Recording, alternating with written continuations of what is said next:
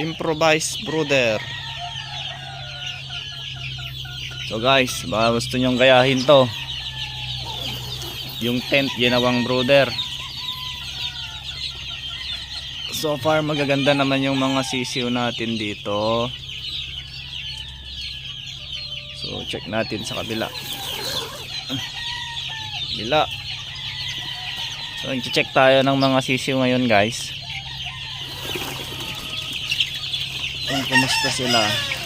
Mas malaki tong mga to. So check lang natin.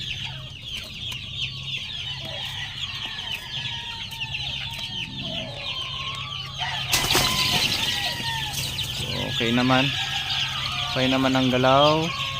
Ipot check. Okay naman. So, sa kabila ulit. Alright.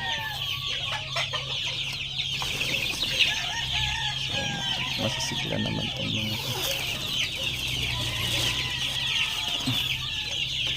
So yun.